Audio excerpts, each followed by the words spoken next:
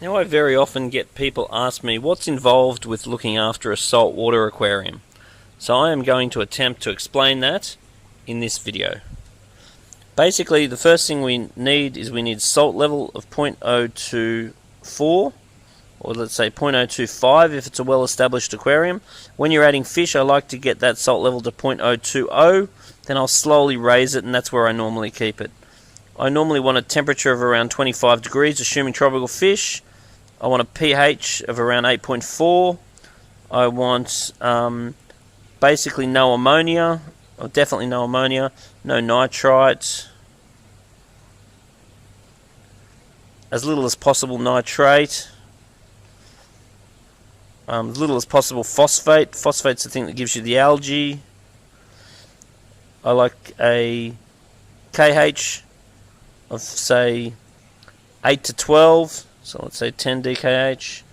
I like a calcium level of around 450, depending on what I'm doing with it. So basically what I'm trying to illustrate is there's a bunch of things that you need to be in control of. And funny enough, when your aquarium goes well, when your levels are right, funny enough, when your levels are not quite right, the aquarium doesn't tend to go well. And when your levels are stuffed, then your tank goes stuffed. It's sort of that simple. And a logbook is really one of the keys for following this. Then we go and get ourselves a fish tank. It's inevitable that algae is going to grow in the fish tank, so obviously cleaning the glass is going to be a good idea. If you get enough snails and scavengers and all that, they will help you do that job. So then if we fill it up with salt water and we start adding a bit of food, I like to feed the fish at least 5 times a week, preferably what they eat in 30 seconds, watching the bellies of the fish. So we're assuming you've got a couple of fish now. Then we want to put some sand in the tank. I like to clean the sand when I do a water change. Not a huge water change fan, I just do small water changes, get a gravel cleaner, suck some of the crap out of the gravel. Water change / gravel vac. Put a bit of live rock in the aquarium for the fish to swim around. Obviously that's done before the fish go in.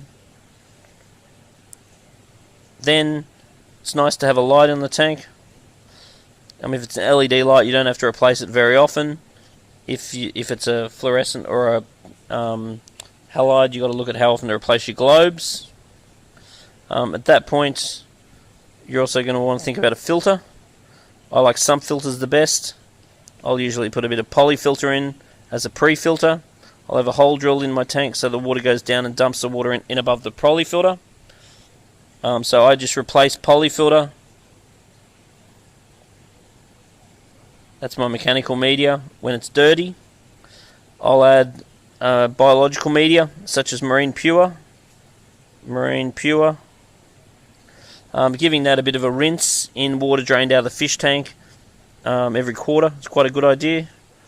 I'll have a return pump that goes back in and blows the water back into the aquarium. So I just clean the impeller in the return pump. I'll also usually have a power head in the aquarium that's going to give me good water flow and give me plenty good surface agitation. I will clean the impeller inside that every now and then too. So the impellers. I like to have a skimmer on my tank. So the skimmer's got a little cup inside it. All the fish waste builds up inside the cup. So when you see that going on, you take off the cup, empty the skim mate out, the waste, clean the inside of the skimmer, whack it all back on again. So I'll test my water generally about once every 2 weeks if I'm good, if not once a month. I'll do a very small water change using a gravel cleaner. I'll probably do that once a month. I'll replace the polyfilter when it turns black once every couple of months. The skimmer, I probably do that a couple of times a week. Then I feed the fish most days, put some corals in the tank. Now the corals are going to use energy from the light in the presence of water flow and the correct levels.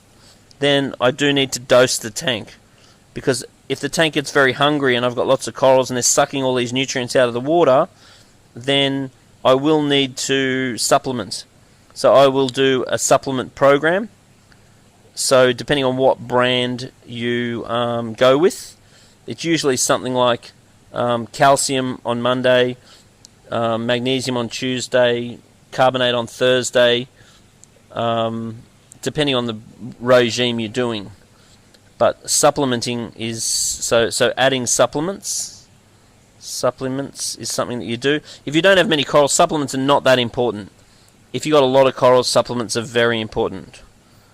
So that's pretty much the bulk of it. The odd water change, make sure your levels are correct, feed the fish. If you notice them getting skinny, feed more. If they're getting fat, don't feed enough. Clean the glass when you see it needs to get a bit of algae on it. Algae too is very much tied up with the scavengers that you have. Have plenty of scavengers, plenty of cucumbers, abalone, snails, things that keep the tank clean for you. Give good quality foods like Spectrum to make sure that the tank stays nice and clean. So once again, if you're getting algae, look at phosphate. You've got to look at your phosphate control. That helps to stop algae.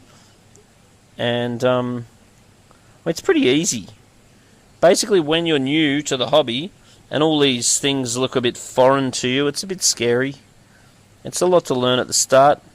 But if you want to learn very simply, there's 8 rules, and everything that occurs goes on in the 8 rules. So if you go to a website called saltwaterhub.com, learn the 8 rules. That'll make your life easier. But the purpose of this video is to try and map out that keeping a reef tank is really not that hard. And there's things you can do too to make your life easier. Like, for example, you can put a dosing system in, and that takes care of your supplements for you.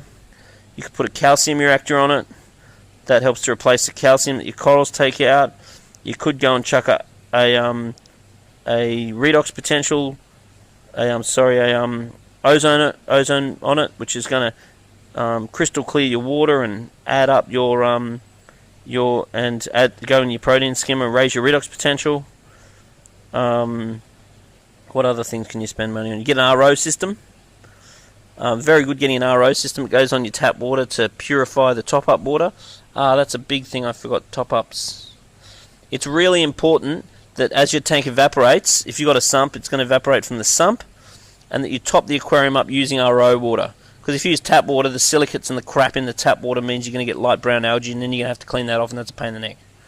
So, it's pretty easy.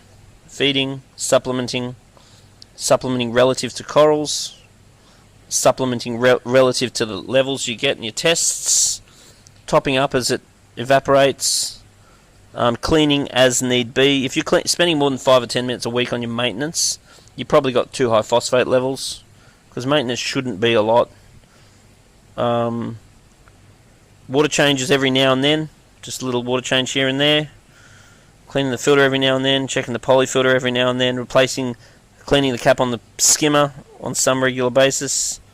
The other thing I'd think about doing is getting a biopellet reactor, because if you get a biopellet reactor, that increases the denitrification and dephosphating rate, so it helps keep the phosphate and nitrate down.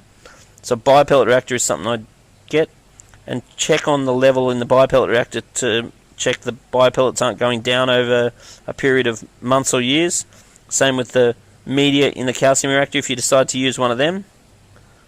So, I don't know, I just think it's really easy. It's all about balance. It's all about this. If your levels are right, funny enough, your tank goes well. If your levels are wrong, funny enough, your tank stuffs up. And if you do everything too fast, you stuff it up. And understand biological lag. Biological lag means you do something today, and then it might start to show up in about 3 weeks, and then you'll really get a result in another 3 weeks. So many people go, oh, I raised calcium. Well, you chucked a bit of calcium in. That didn't solve your problem. It's a process. You do everything slowly, everything gradually. Be patient. When you add fish, you put a little bit of fish in. When your salt level's 0.020, you wait a month or so, if not more, then add a little bit more fish. Then wait a month and put a little bit more fish in. So if you do everything slowly, do everything patiently, and don't have too many fish, I mean, it's just a really wonderful and rewarding hobby. Anyway, I hope this has put everything in perspective for you and helped you realise that it's really not that hard. Making sure your pumps agitate the surface a lot is a big key. And if you put a little comment in the bottom and let me know the things that I probably forgot to add to this little video. Anyway, time for a beer.